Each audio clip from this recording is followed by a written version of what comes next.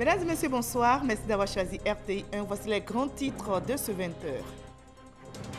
Le vice-président Daniel Kablan-Duncan séjourne depuis hier à New York aux États-Unis. Il va représenter le chef de l'État Alassane Ouattara à la 74e Assemblée générale de l'ONU qui se tient du 24 au 30 septembre.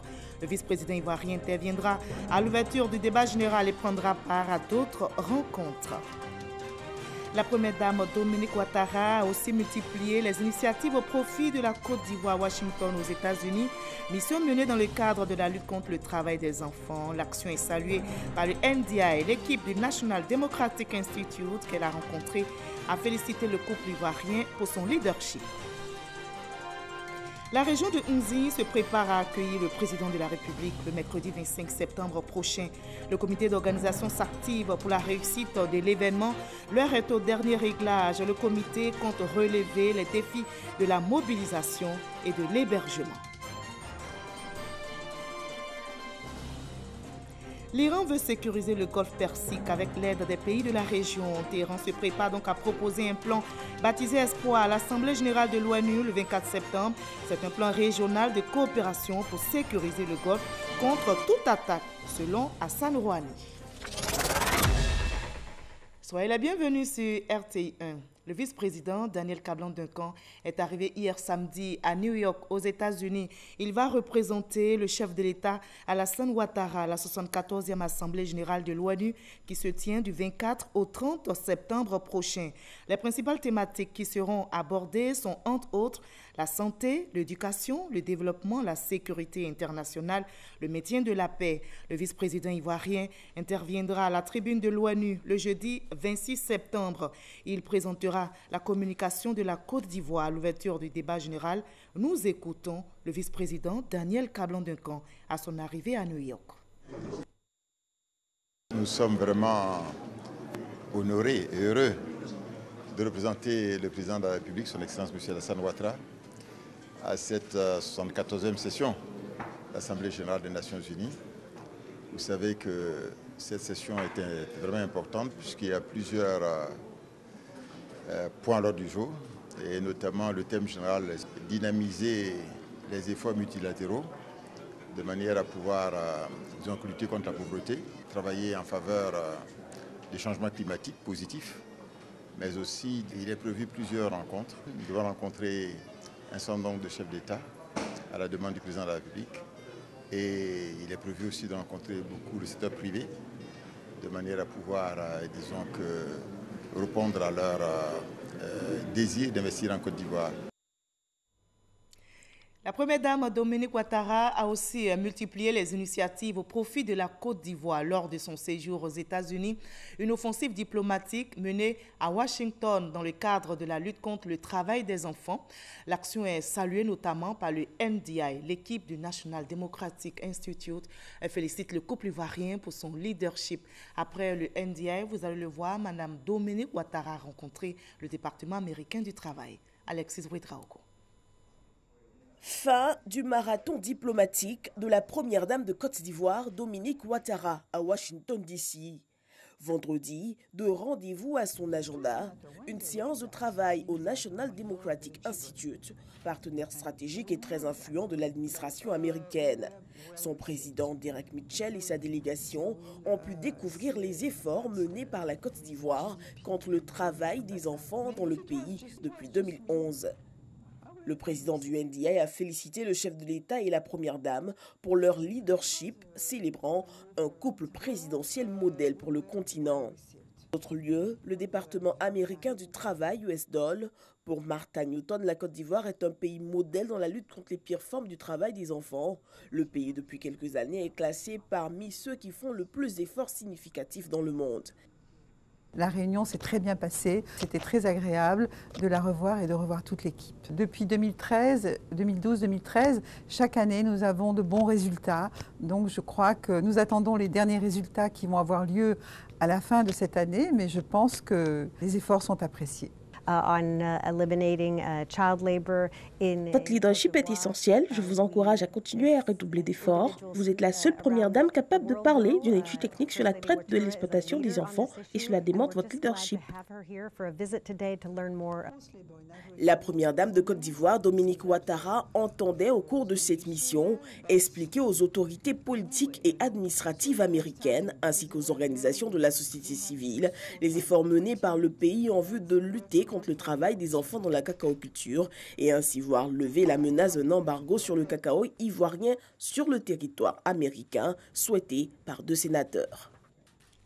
Il est aussi au front pour le développement et le bien-être des populations. Le maire d'Abobo, Ahmed Bakayoko, vient de procéder au lancement d'une campagne de vaccination gratuite. C'est une campagne contre la fièvre jaune, la fièvre typhoïde et la méningite. L'initiative est de l'ONG Foi pour servir. Le reportage de Noussangari est commenté pour vous par Dangui Dangui. Vaste campagne de vaccination gratuite à l'intention des enfants de 2 à 16 ans.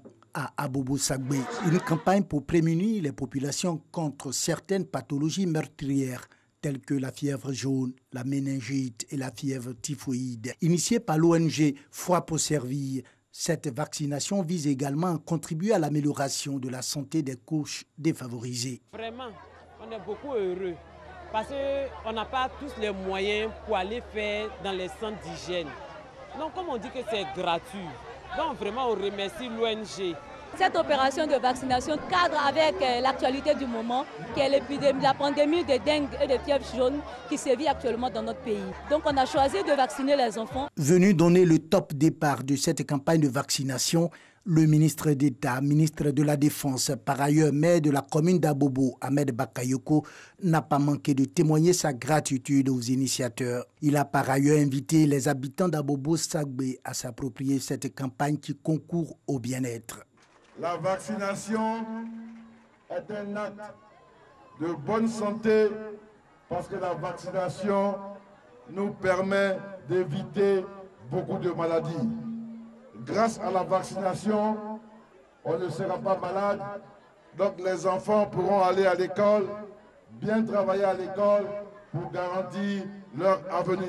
C'est 1000 enfants qui seront vaccinés. Aujourd'hui, c'est Abobo-Sagbé derrière rail. Demain, ils seront tous à Bobo. Chacun de nous doit prolonger l'action du gouvernement dans la mise en œuvre de son programme social. À Abobo-Sagbé, ce sont plus de 1000 enfants qui sont concernés par cette campagne de vaccination rendue possible grâce à l'ambassadeur du Maroc en Côte d'Ivoire. Le maire de Iré, dans la région du Logui-Bois, est aussi à la tâche. Il a pris l'engagement devant ses administrés de travailler pour le développement de sa localité. Gilbert Kakou-Francis a le soutien de sa formation politique, le RHDP. Sa cérémonie d'investiture s'est tenue en présence d'un cadre du RHDP, le président de l'Assemblée nationale, Amadou Soumaoro. Le reportage de Konaté Moussa. Iré, localité dans la région du Logui-Bois, située à 30 km de Divou. Pour le rayonnement de la commune, les populations ont porté leur choix sur Gilbert Kakou-Francis à l'issue des dernières élections municipales. Investi, le maire et son conseil municipal s'engagent pour le développement de Iré avec le soutien de la grande famille des Oufouettis, le RHDP. Je suis au RHDP pour apporter le développement à Iré. Je suis au RHDP pour transformer Iré en département. Je suis au RHDP pour aider ma population. Un attachement aux idéaux de paix et du vivre ensemble du rassemblement des Oufouettis pour la démocratie et la paix. Une ambition partagée par l'ensemble des élus et cadres de la région du Logui-Bois. Ensemble, nous allons conjuguer nos efforts et constituer une équipe solide pour ratisser le plus large possible. Les prochaines joutes électorales sont pour nous un challenge important, mais la tâche est facilitée par les réalisations à l'actif du président Alassane Ouattara. L'engagement des élus, cadres et populations réjouit le président de l'Assemblée nationale. Amadou Soumaoro, président de la cérémonie, invite les populations à rester mobilisées autour du chef de l'État. Alassane Ouattara rêve surtout d'une Côte d'Ivoire en paix, parce que Sans paix, il n'y a pas de développement. L'entretien routier, le chef de l'État en a fait un département important de son gouvernement. L'eau potable est distribuée et le chef de l'État s'est engagé à ce que tous les villages qui ont plus de 500 habitants soient électrifiés. Pour la réhabilitation de l'axe Iré-Divou, l'assurance est donnée par le ministre de l'Équipement et de l'Entretien routier, Amédée Kofi Kouakou. Les travaux vont démarrer les jours à venir. Autre région de la Côte d'Ivoire, le Unzi se prépare à accueillir le président Alassane Ouattara. Le comité d'organisation s'active donc pour la réussite de cet événement. L'heure est au dernier réglage. Le comité compte relever les défis de la mobilisation, mais aussi de l'hébergement, en misant notamment sur la qualité de l'accueil. Notre reporter Jean Atoubé a sillonné quelques sites d'hébergement et la commission a arrêté sa stratégie pour réussir le pari. Dimbokro, en ce mois de septembre finissant, connaît une animation toute particulière qui contraste avec le temps des vacances. Oh, ce n'est pas pour cause de rentrée scolaire encore timide pour diverses raisons évoquées par les acteurs et partenaires de l'école. L'explication se trouve dans les préparatifs de la visite d'État dans la région d'Unzi du président Alassane Ouattara. Partout, c'est des mouvements. On a vu que nos mouvements ont augmenté. C'est des va-et-vient, c'est des repérages de sites, c'est des travaux qui s'engagent par plusieurs opérateurs. Nous l'attendions cette visite et voilà qu'elle va avoir lieu. Donc c'est perçu positivement. Jusque tard dans la soirée, le maire de Dimbokro et les responsables opérationnels du comité d'organisation travaillent encore à son domicile. Si tout est défi pour l'ensemble des commissions mises en place, celle en charge de l'hébergement trouve difficilement le sommeil.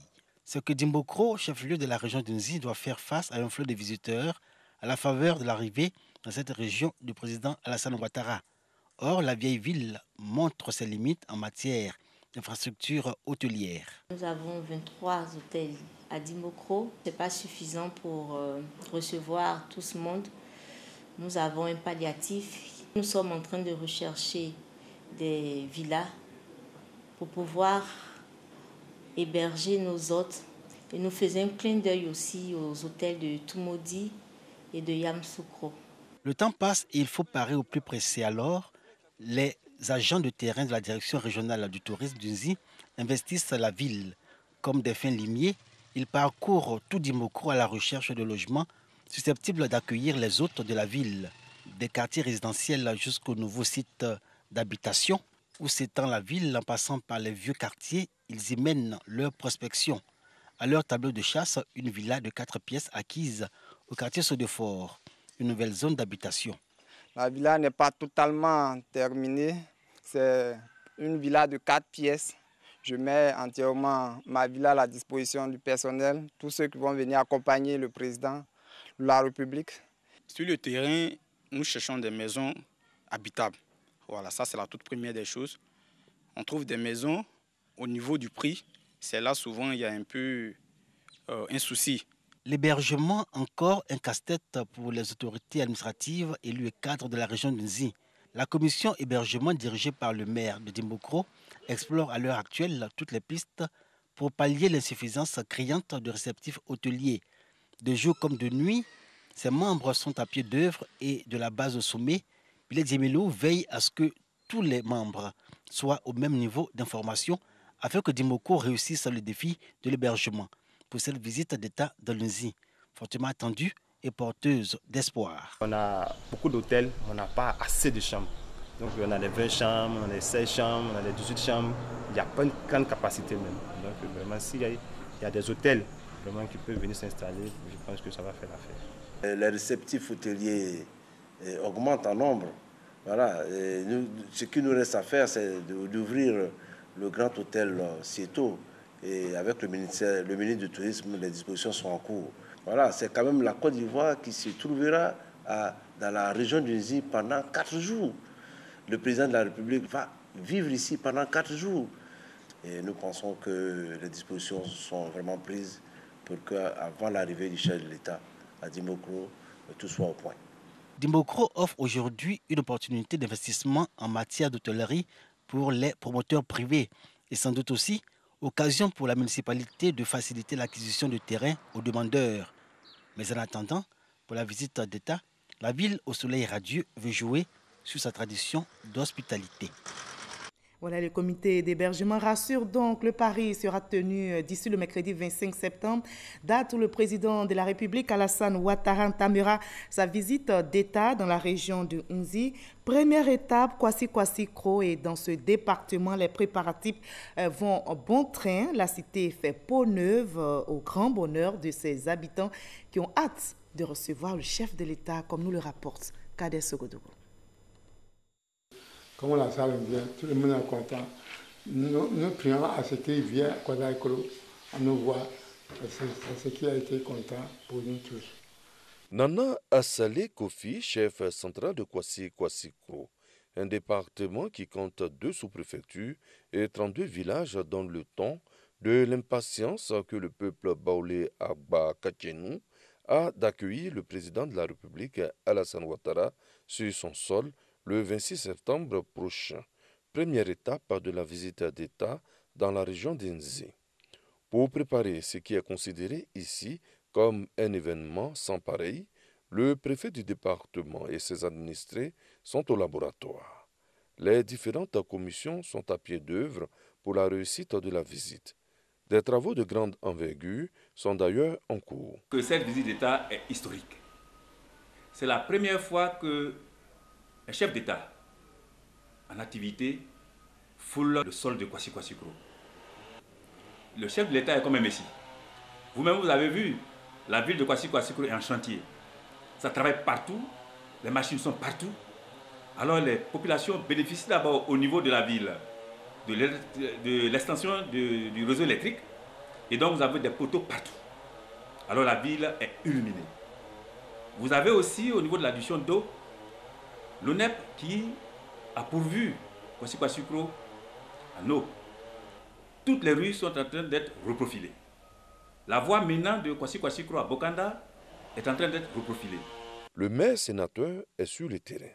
3 gros quartiers au niveau de la ville de Kwasi-Kwasi-Kro et chaque quartier devait recevoir au moins 200 poteaux. Et donc on estime certainement autour de 1000 le nombre de poteaux qui devraient être plantés au niveau de la ville de Kwasi-Kwasi-Kro. Quand on circule dans la ville, les populations sont contentes, les attentes sont grandes et nous espérons que tous ces travaux qui ont commencé pourront prendre fin dans quelques jours, mais j'avoue que les populations sont heureuses, elles sont contentes et elles attendent leur président. La jeunesse est aussi à la tâche, une aubaine à saisir, être témoin de l'histoire en apportant sa pierre. Je suis content de nous voir moi-même parce que c'est du jamais vu. À Kwasi-Kwasi-Kro, un président vient nous rendre visite. Nous sommes dans le noir et pour une première fois, il y a du courant. Donc hier, j'ai mobilisé toute la population. Population de Belakoro, vieillards, jeunes, femmes, à s'impliquer à ce qu'on puisse nettoyer proprement le quartier pour qu'on puisse faire les trouvaisons et monter. Je dis merci infiniment, merci, 1000 fois même c'est petit au président de la République. Le développement qu'ils vont nous envoyer là, c'est maintenant on connaît ça aujourd'hui, du jamais vu. C'est maintenant on vient de voir en l'air là. Même les tout-petits sont au parfum de l'événement.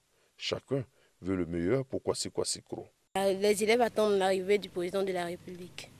Nous savons qu'il a envoyé des cadeaux ailleurs. Nous sommes très sûrs qu'il va nous envoyer aussi des cadeaux. Les femmes apportent leur touche. Ce n'est pas un secret. Elles aiment bien les uniformes. Un pagne circule.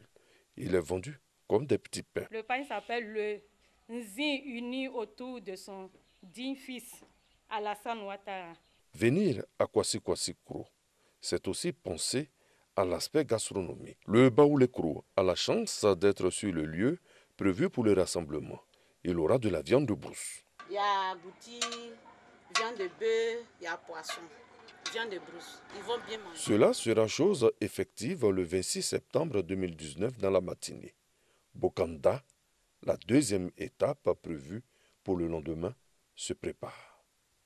Et je rappelle que le président de la République, Alassane Ouattara, entame ce mercredi 25 septembre sa visite d'État dans la région de Nzi, une région qui s'active, vous l'avez vu, pour les préparatifs et qui attend beaucoup de cette visite du chef de l'État. Avant l'arrivée du président de la République dans le Nzi, ici à Abidjan, les producteurs de bananes dessert d'Afrique, de la Caraïbe et du Pacifique étaient en conclave. Ils ont planché sur la concurrence à laquelle ils sont confrontés face aux pays d'Amérique latine depuis l'ouverture du marché européen à ces pays. Ils ont donc proposé des solutions afin d'éviter leur éviction du marché européen. Nadia Ega, chef Kone. Signé et validé. L'appel d'Abidjan des producteurs de bananes de l'Afrique, des Caraïbes et du Pacifique vient d'être lancé. Une déclaration à l'endroit de l'Union européenne face à la libéralisation des échanges avec d'autres partenaires.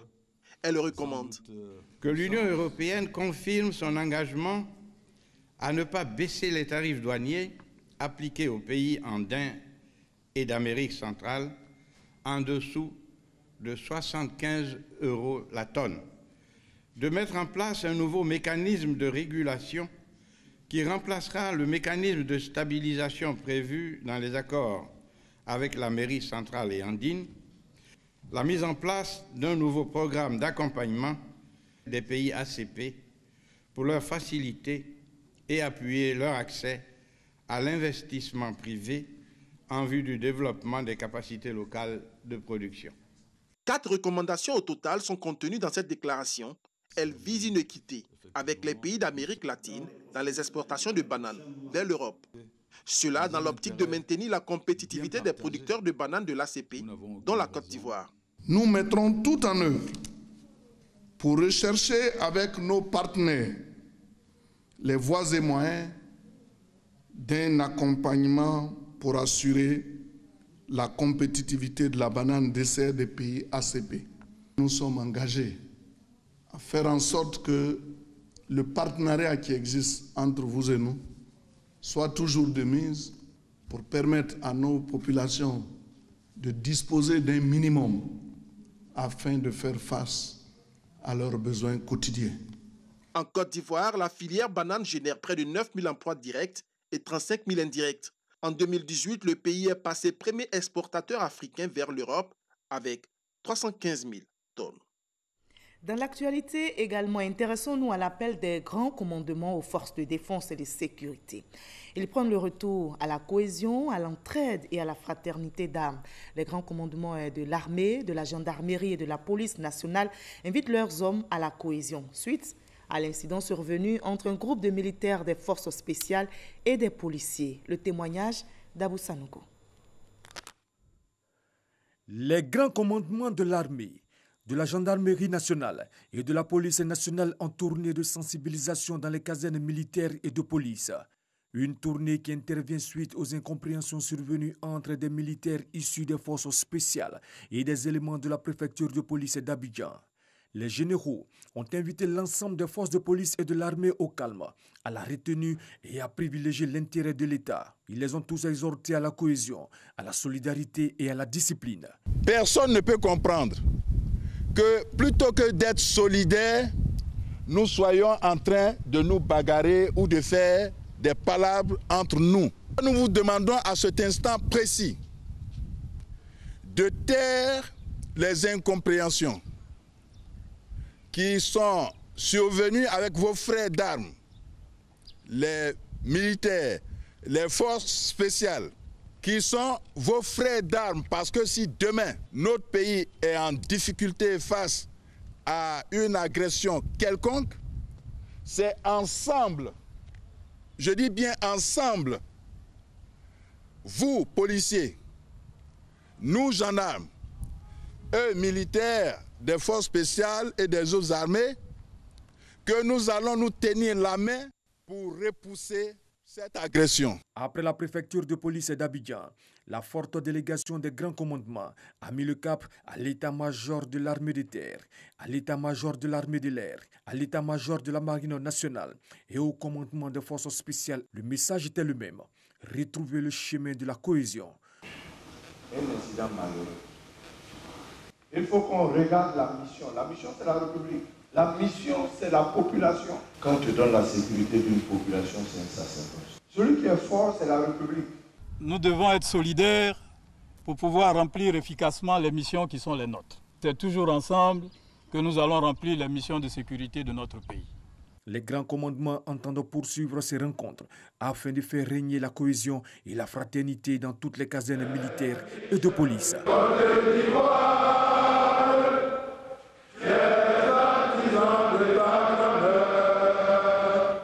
Voilà, les forces de l'ordre sensibilisées à la paix sont au front pour la sécurisation des personnes et des biens, notamment cette rentrée scolaire. Et justement, dans le domaine de l'éducation, tout à l'heure à 13h au magazine du dimanche, Hamza Diaby a reçu M. Kablan Assoumou. Il est le directeur du cabinet du ministre de l'Éducation nationale. Ils ont évoqué les acquis et perspectives de l'année scolaire 2019-2020. Je vous propose un extrait de leur entretien. Pour avoir accès à l'école primaire, on ne demande pas un sou à un enfant. L'école primaire est gratuite. L'État fournit les kits. L'État fournit le mobilier scolaire. L'État recrute les enseignants. L'État construit des classes.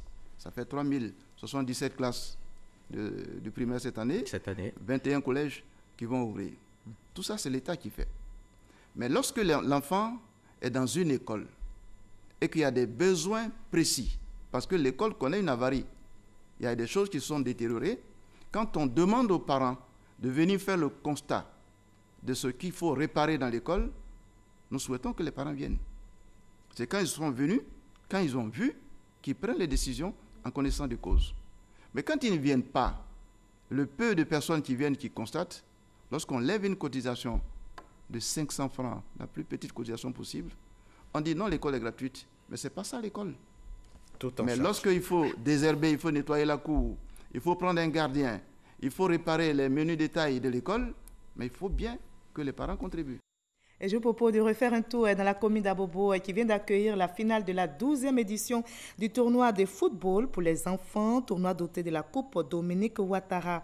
Un tournoi qui vise à occuper sainement les enfants en les éloignant de l'oisiveté. Nous aurons le reportage d'Abou Sanogo dans nos prochains journaux. Likba Kofi, plus connu sous le nom de Bradarus, champion d'haltérophilie, vient de voir son mérite reconnu par l'État. Le champion a été fait chevalier du mérite sportif par le ministre des Sports dans Haut-Poulin. Il aura fait vibrer, vous vous souvenez, les écoliers dans les années 80 par cette démonstration et autres spectacles. Nous reviendrons sur cette cérémonie de distinction avec Franck Quadio dans nos prochains journaux. Je vous propose à présent le reste de l'actualité à l'étranger dans le 7 sur 7. Qu'est-ce qui a marqué l'actualité internationale cette semaine? Le tour du monde en 7 jours, c'est avec Lydie Sadia et Alexis Ouedraogo.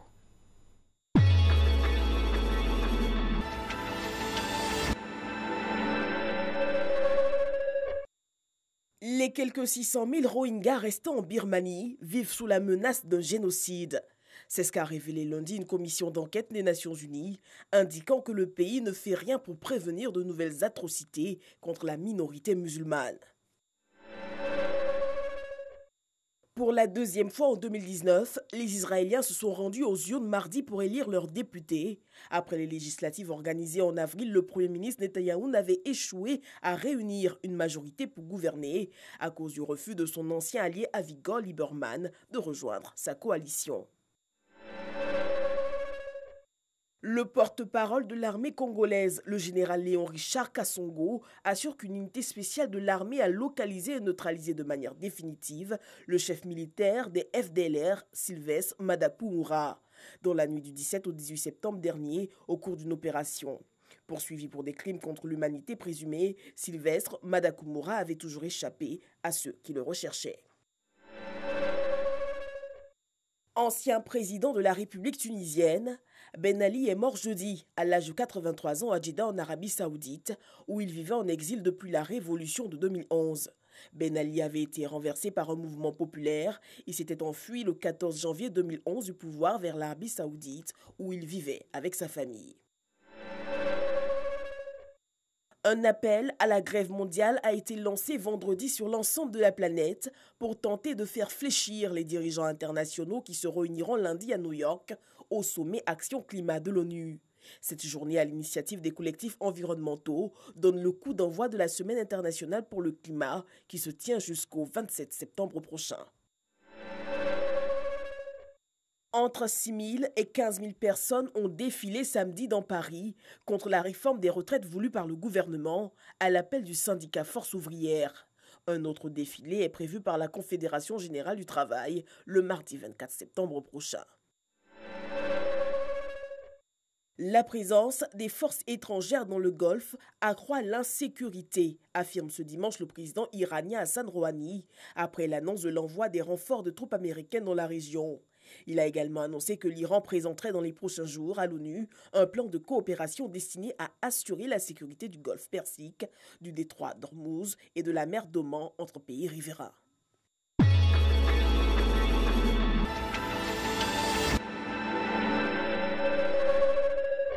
Voilà, ainsi va le monde. Merci de nous avoir suivis. L'actualité revient à 23h avec Kolo Koulibaly. Très belle soirée sur RTI 1.